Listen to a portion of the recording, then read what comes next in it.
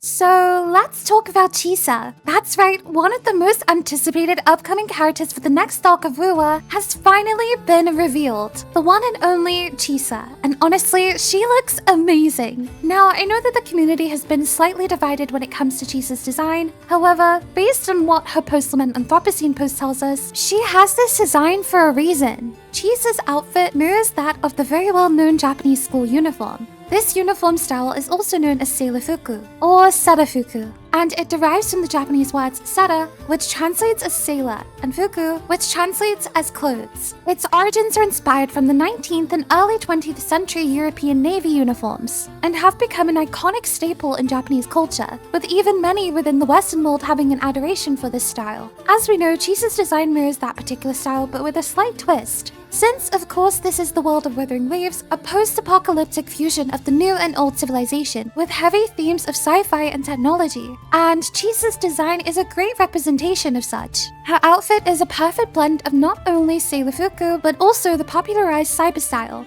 The cyber style often includes elements of tactical gear with a twist of futurism and is heavily inspired by sci-fi films and video games. With Chisa's tactical straps, along with the imperfections and tears all placed within the traditional seirufuku silhouette, Chisa's design is pretty perfect for fitting into a game like Wuthering Waves. Now, if you haven't already guessed why Chisa is wearing a school uniform, let's have a look at what her archive post tells us. It states, Chisa is a very conscientious, level-headed student from Star Torch Academy. To her, everything can be broken down, analyzed, with the exception of human bonding. Bonds can be severed, but this fragility is what makes them precious, which means she is a student currently attending an academy, potentially from the upcoming region of New Federation. Of course, at this current moment, we don't exactly know what the New Federation looks like. However, based on what we have been told by other characters, like he who shall not be named, who explains that the region's worship of technology was so fanatical that it often clouded their judgment, believing that technological progress was an end in itself, rather than a means for achieving something else. Kalchara also alludes to the region having a huge class divide, this allowing many exiles to find work in the city, thus being forced to resort to building camps in the country's outskirts, forming an area known as the Lawless Zone. We also have the upcoming collaboration with Cyberpunk Edgerunners, a very popular anime which follows the story of David Martinez, a street kid trying to survive in a city seriously advanced in technology. And if we look at Chisa's recent splash art, in the background we can see many skyscrapers and construction cranes, elements that could potentially be related to that of the New Federation.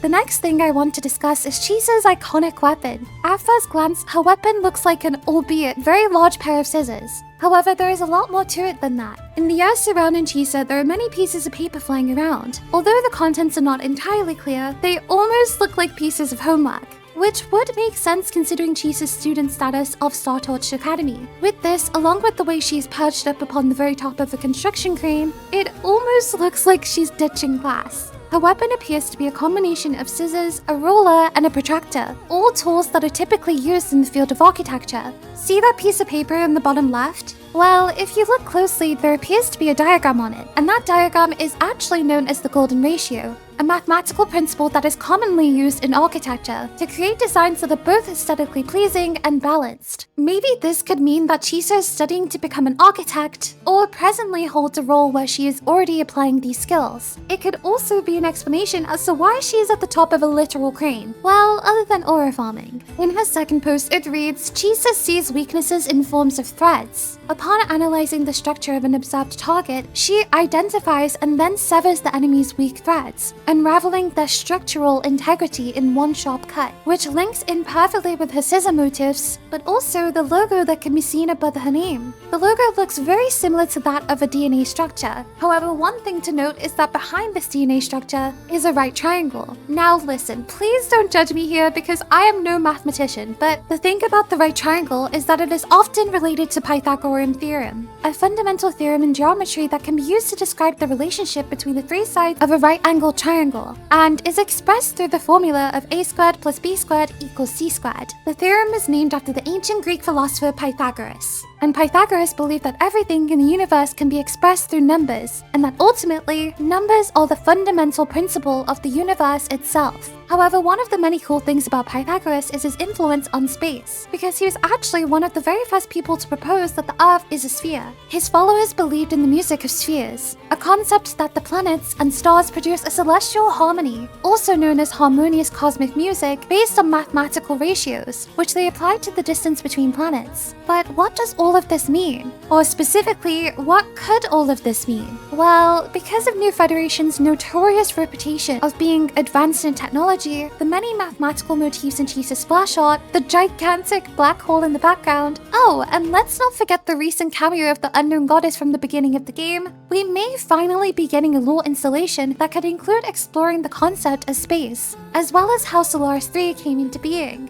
Or at least one could only hope. And with that being said, I will leave it there for today. Please feel free to let me know in the comments your personal thoughts and theories on what we discussed, and as always, make sure to leave a like if you enjoyed this video, and subscribe if you haven't already. I will see you in the next one. Take care, bye!